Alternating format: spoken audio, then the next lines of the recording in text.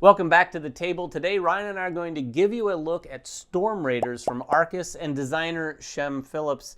This is what I like to say, pick up and deliver and maintain. Sure. And repair. Sure. Because it's definitely a big part of this game, and I think it is where the tension comes in here, because this is not as simple as going around picking stuff up and delivering it, although that part is pretty straightforward. But you're also having to do so with these 3 vehicles that you're maintaining and repairing through the entire game. Yeah, there's a lot going on as far as what you're trying to do with the board itself, but you're also managing your individual player board, and that's kind of what's going to hold your team, if you want to call it that. You're coming out onto the board here, and you'll see this big circle in the center that represents all the different spaces that you can move to. You're going to be moving around the board, you're going to be picking up these resources and trying to avoid the storm that is moving around. Of course, they do give you this nice little ring in the center, which is where you're going to roll the dice and draft them. So all the moving and all the taking resources happens on the main board, but then off to the side, you're going to be managing this. This is where you're going to be storing your resources. It's also where you're going to be placing your dice, because as you draft these dice and use them, they're going to be slotted into one of the 3 different vehicles that you have. And you kind of abstractly always have access to your 3 vehicles. Yes. They're not going to be miniatures on the board or anything. Wherever you are, you can use any one of your vehicles to travel to your future destination.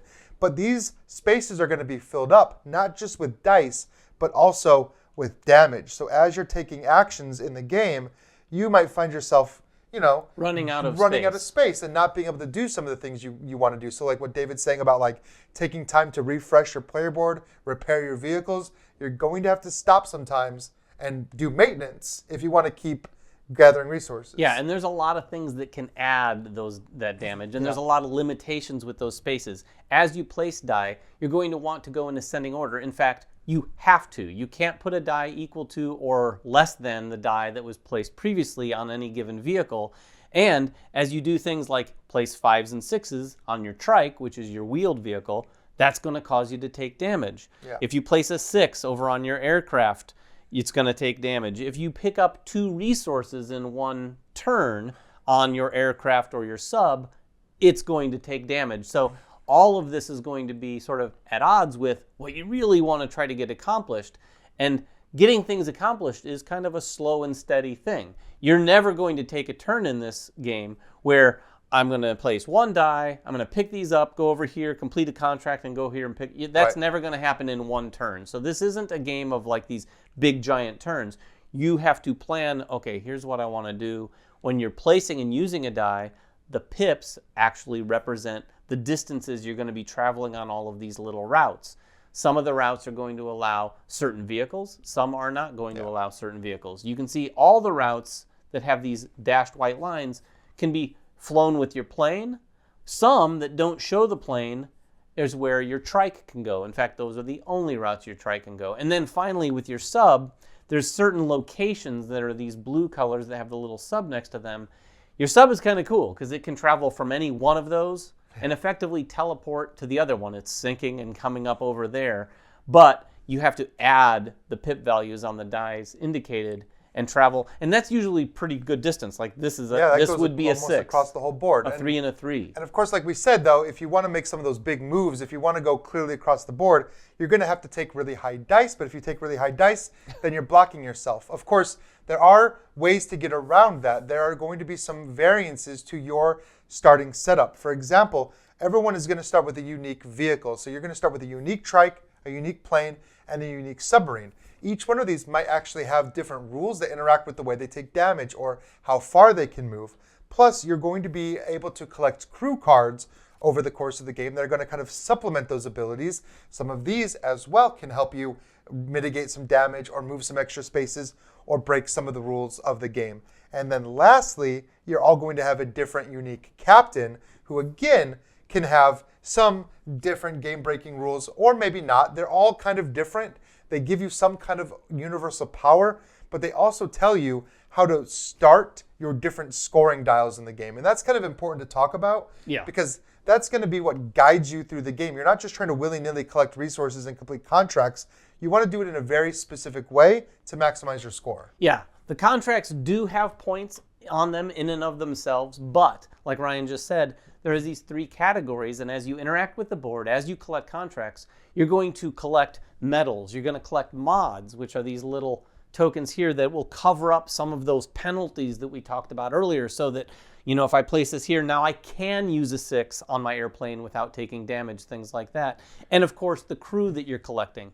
As you go up those dials, by interacting with the spaces where you collect the resources, you're going to create a modifier between those dials and the number of those things you have at the end of the game. So if you plan it all right, you're going to collect contracts that give you the things you want. Say you want a lot of medals. You collect up to 7 medals, and then maybe get your medals up to 4 points each. That's a lot of points. That's 28 points just in medals at the end of the game. Now, it is one of those games where you're not going to get 28 points for medals, Right. 28 points for mods. You're not going to get all the points, but you've got to specialize and get some massive points that way. And then at the end of the day, probably collect enough contracts to get some innate points on those too. But points can be gotten all over the place. There's been games we've played of this where Ryan got 2 contracts and I got 5 contracts, and he still won. Yeah, I mean, you can try to go up those dials. You can interact with the different spaces. You can, getting contracts is just a very viable way of scoring, though. So there's a few things too that I want to talk about as far as like how to score those contracts and how the game works, because it is a dice drafting game, but you're rolling a different amount of dice based on the player count. And when you're drafting your dice, you're thinking about a lot of different things. David mentioned, you need to count up the spaces, you need to use those pips. Some vehicles can go certain spaces, others can't. But you're also a little bit concerned of the color of the dice, because some of your abilities might activate if you use a black die or if you use a gray die. You're also concerned with the storm itself. At the end of every round, after everybody has drafted, there's always going to be 1 die left, and that's going to dictate how far the storm moves and in which direction. It's either going to go whatever way it's facing, which is a black die, or a gray die is going to turn it around. And so you have a little bit of control, especially if you're the last player, to control where it's going to go. Not only is the storm going to spread out resources as it goes around, it's literally dropping resources off behind it, but it can also damage the other players. So if you see where the board situation is, if you're out on the storm sites, you might get hit by a storm and take a damage on every one of your vehicles. Yeah, you don't want to be caught outside. Yeah, really. Taking damage on each of your vehicles is huge, because oftentimes when you take a die, sometimes you might take damage, sometimes you might not. And that's just on the vehicle that you're using that turn. Yeah. If one thing happens and creates damage on all of them, that just means it's going to accelerate your resting.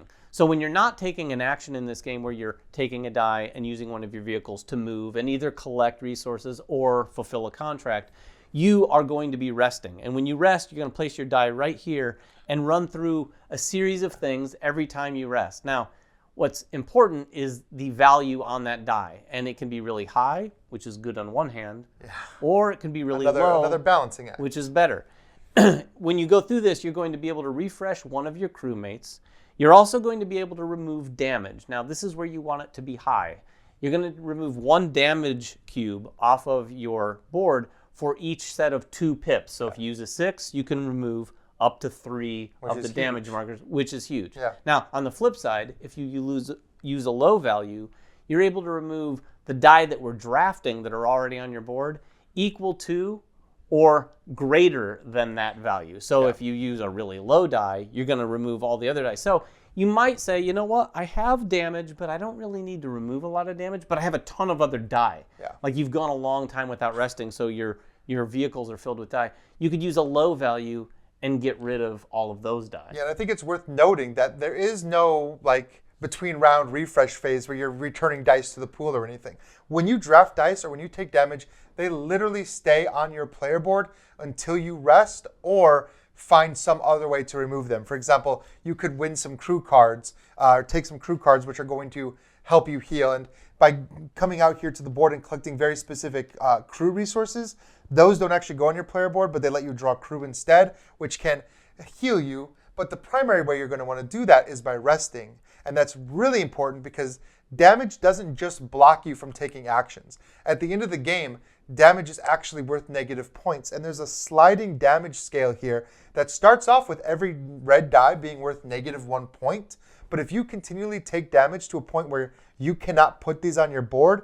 Instead, you're increasing your dial, and that goes all the way to -5. No, yeah, it's so really bad. You need to manage that. Most people, I haven't seen anyone play this game where they just like let that go crazy. And maybe there's a strategy for that. We're all very conservative. When I No. see the red pop up, I'm like, I got to handle that right away. I don't even want that dial to move up one. Right. But there is a game where you could do that. You could let it go way up. If you had a plan for removing all of your red die at the end, none of that matters, really. Yeah.